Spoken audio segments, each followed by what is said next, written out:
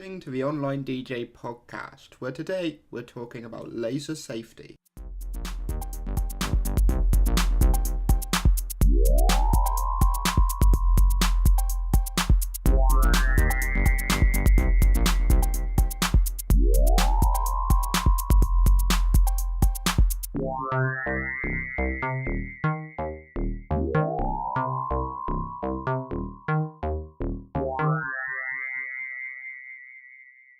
Hello ladies and gents, welcome to another episode of the Online DJ podcast, where today's topic is laser safety. Now, laser safety is one of those things, especially in the UK, I think people just tend to go out and buy a laser, put it up and think of it just as any other light and don't really think about safety aspects behind it, because I think there is a lot more of a safety aspect needing to be thought about when working with lasers.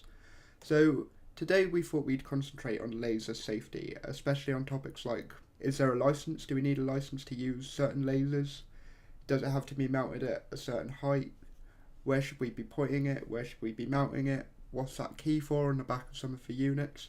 So with me today I've got Dan Goldsmith, which is the safety officer from X Laser, to answer some of those questions. So firstly, Dan, welcome to the show. Could you firstly tell us a little bit about you and X Laser and what you do?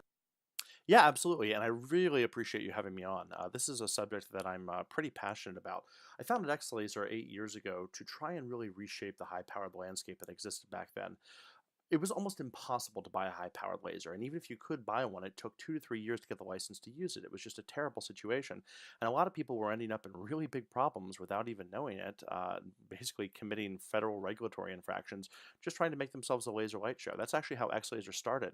A lot of people don't know X-Laser was actually born out of a DJ company and born out of a need for DJs to try and find compliant, legal, safe, high-powered lasers. And we realized pretty quickly that anybody can make something cheaper, but making it safe, making it compliant, making it legal, and really protecting our customers was really what we became about, and that was our mantra. So I'm pretty passionate about this, and I've been very fortunate to spend the last better part of a decade serving as X-Laser's Chief Laser Safety Officer and President. So moving over to our topic of laser safety, what sort of regulations are there for using a laser? I mean, I know over here in the UK we have HSE guidelines and regulations to follow, but is it like that everywhere? Yeah, so that's a really huge question. The answer is that laser regulations vary by jurisdiction. So the rules in the US are going to be different than the rules in the UK, which are going to be different than the rules in New York versus Arizona. There are lots of different regulations out there, but I think for the purposes of this podcast, it'd be really helpful to talk about the two big rules. And before I get to those, I really want to tell you why, because I think the why is really important here. A lot of people look at high-powered laser like it's a lighting effect. You can walk into a nightclub, just be completely immersed in this beautiful high-powered laser show, walk out, not be blind, and people think that it's not really a big deal. But it is, and I really want to tell you why. So the basic idea here is that laser is a fundamentally different form of light than what they call non-coherent or just regular light, than LED, than discharge, and so on and so forth. When non-coherent light, like an LED, hits you in the eye, it doesn't focus particularly well. So you can actually get hit with a fairly large amount of power and have it be safe. Laser, on the other hand, focuses 100 times more efficiently than ordinary light. And what that means is any amount of laser that hits you in the eye is going to focus down to a tiny, tiny spot on the back of your eye. It's the exact same effect as a nail, putting a hammer to a nail. The head of the nail accumulates a lot of power and it focuses all that power down to a tiny, tiny spot. Now, this works the same way everywhere you happen to be in the world. And whether you're in the UK or the US or you're in South America or Asia, we all have the same eyes. This is just physics. When you get hit with a high-powered laser in the eye, it is going to focus down into what is effectively a little drill into the back of your eye, and you can suffer an eye injury and never even know that it happened. There's a running theory out there in the world that people are working on right now that we're actually raising an entire generation of people that have occult or unknown eye injuries from high-powered lasers, and they just never even knew it. And it's going to start to show up as they get a little bit older and as their vision starts to fail. So, what are the two big rules? Number one, don't shoot lasers at people. There are a few exceptions to that, but by and large, especially for the purposes of most DJ functions, just don't let high-powered lasers strike people. It's dangerous. You shouldn't do it. And even the lower power ones, the ones you can buy without a variance, which I think we're going to talk more about here in a minute, if you read the user manuals, it says don't shoot this at people. Keep it above people. And this is why. Very, very small amounts of power can create very large effects in the back of the eye. The second one, don't shoot lasers at aircraft. A lot of people think, oh, the aircraft's so far away. Oh, look, I can see it. You know, the dock going around the aircraft. No, just don't do it. There are lots of good, very, very valid reasons why it is not a good idea. The largest of which, I think, is that it will ruin a pilot's night vision. Even if a pilot gets flashed in the eye, not nearly enough power to hurt them, that flash is enough to ruin their night vision and make it much more difficult to land the aircraft. It is very dangerous. So, don't shoot lasers at people and don't shoot lasers at aircraft. So you mentioned sort of laser power there. In terms of sort of safe laser power, what sort of strength are we looking at? Is it sort of 5 milliwatt? So the deal with 5 milliwatts is that it's not actually eye safe. Some people think that it is, but if you stare into a 5 milliwatt laser, you can absolutely give yourself an eye injury. 5 milliwatts is kind of an arbitrary point at which most people have agreed that it's reasonably safe. It is unlikely to cause an injury under normal usage conditions. An eye safe amount of laser is generally pegged at about a third of a milliwatt, although it does depend on your measurement conditions. But a third of a milliwatt is such a small amount of power, it's really not useful for anything. That's why I'm saying very, very small amounts of power can cause very, very big effects in the back of the eye. So when you're working with those 5 milliwatt lasers and you're reading those user manuals and it says keep them up above the crowd, that's why. Now I know, as you said before, there's different regulations depending on where you are in the world, but with terms of where you are right now, if a laser is sort of above, say, 5 milliwatts, are there any licenses sort of required to use that laser? Yes, absolutely. Lasers that are more powerful than 5 milliwatts require a license from the US Food and Drug Administration called a variance. There's a federal law that actually says you are not allowed to own a laser more powerful than 5 milliwatts, and the variance allows you to vary from that law and be able to buy one and use one. But you kind of need to think of it like a firearms license. It wouldn't make any sense that you could go out and buy a gun without having a firearms license first. The same basic idea applies here. So when you're shopping around online, if you can buy something and have it shipped to your house, and you can take possession of this thing before you have a valid license to use it, there's something wrong with that equation.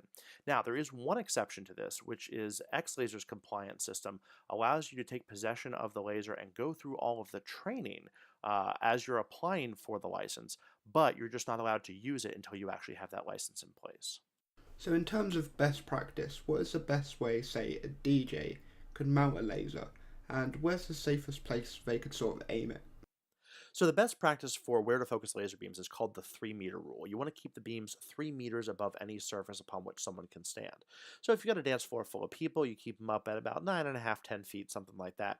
The point here is not only are you keeping them out of people's eyes, you're also keeping them out of arm's reach. And this is really important because cell phones will get absolutely destroyed by high-powered lasers. And specifically, I'm speaking of the cameras here. You stick your camera up into the laser show to try and film it, and you will pull it back down and your camera will be toast.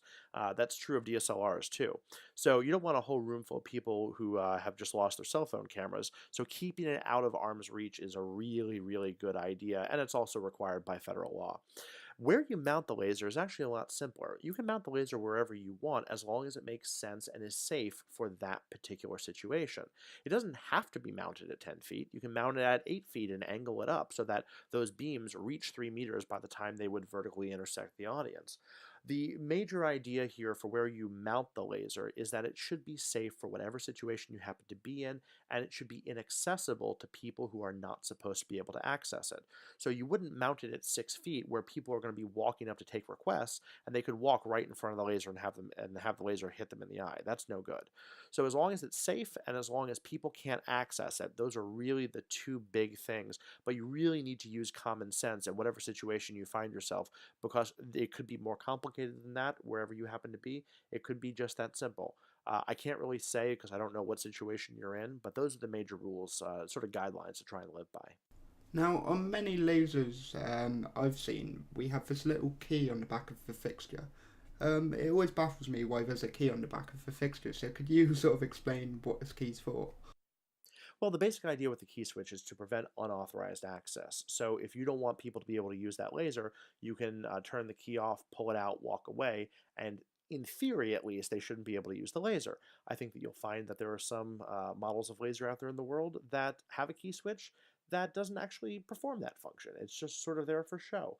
But theoretically, that is the purpose. Some lasers have them, some lasers don't. Manufacturers handle it in different ways, but that's the basic idea. And Dan, if we are using a laser, do we have to post any sort of safety notices or any sort of sign outside of a venue saying that we're using lasers? Technically, you're supposed to post what's called a show warning sign at venues where you're using high-powered lasers. Uh, a lot of people don't actually do it because in a lot of nightclub and even mobile DJ setups, there is really no actual chance that the audience knowing that there's a laser there is going to help keep them safe. And that's really the purpose.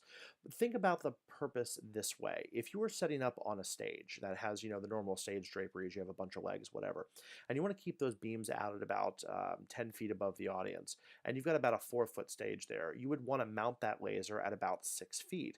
Well, that's right eye level for anyone who's on that stage. So if someone comes walking around a curtain and all of a sudden comes face to face with a high-powered laser, it would have helped them to know that there was a high-powered laser in use so that they could be careful and take precautions to not, walk into the laser field.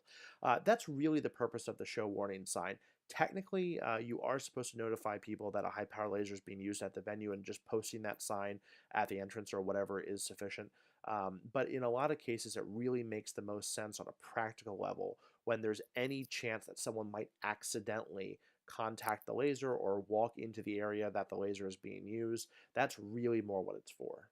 So, in terms of laser safety, what's one of the biggest sort of mistakes you see people making with regards to laser safety itself? The single biggest mistake that I see people making with regard to laser safety is not really respecting the technology and just treating the laser like it's any other lighting effect.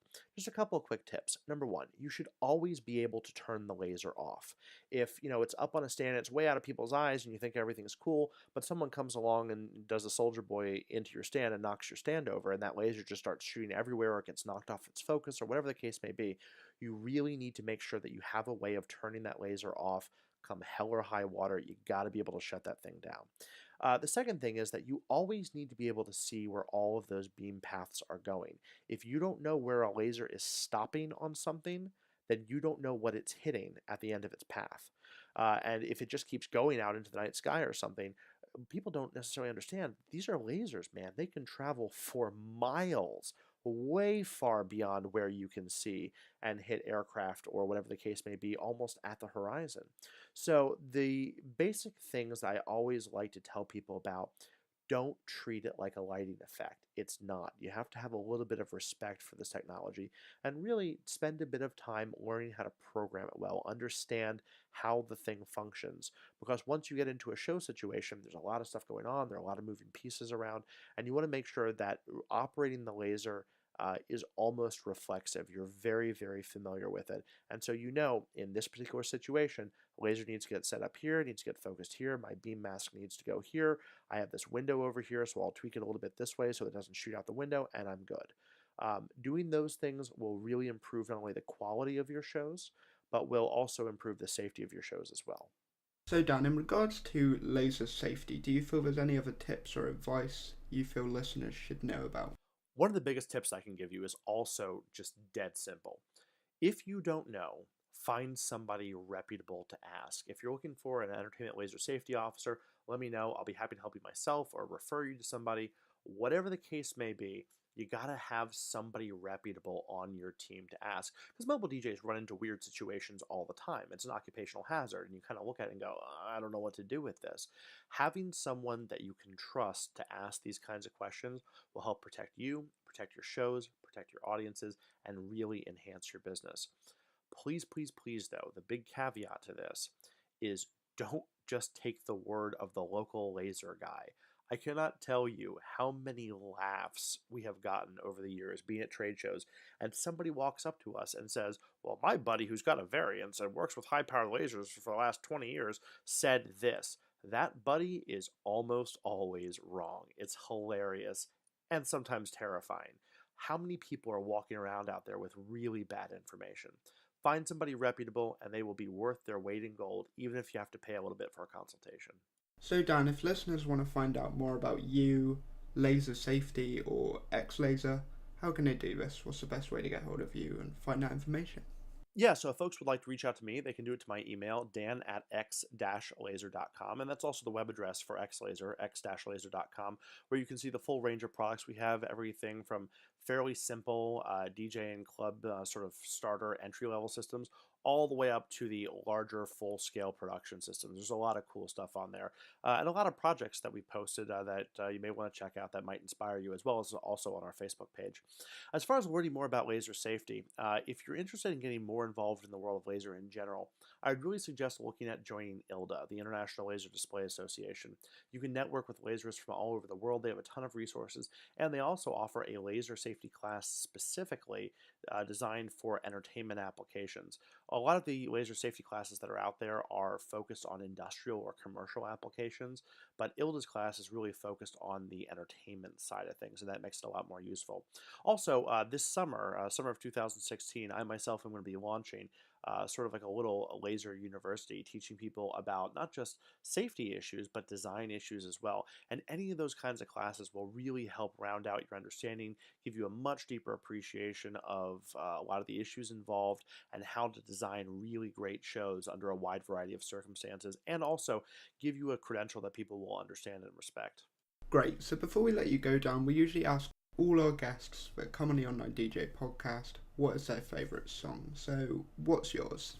My favorite song for the last year, man, it's got to be Shut Up and Dance. As much as I've heard that song, it still hasn't gotten played out yet, and I just totally dig it. Hey Dan, thanks for coming on. You've been a great source of information for us, and I've definitely learned a lot more about laser safety. I really appreciate you guys having me. I think what you're doing here is great, and anything I can do to help you or any of your listeners in the future, I'm certainly happy to do. Thanks so much. So a big thank you to Dan Goldsmith from X-Laser there. I've definitely learned a lot more about laser safety myself just from talking to Dan. And he was talking about regulations, and here in the UK in particular, we're bound by the Health and Safety Executive, which gives us guidance on how we should be carrying out health and safety. One document they do have is the HSG 95, which is the radiation and safety of lasers used for display purposes. If you just Google HSG 95, you can actually view that document online.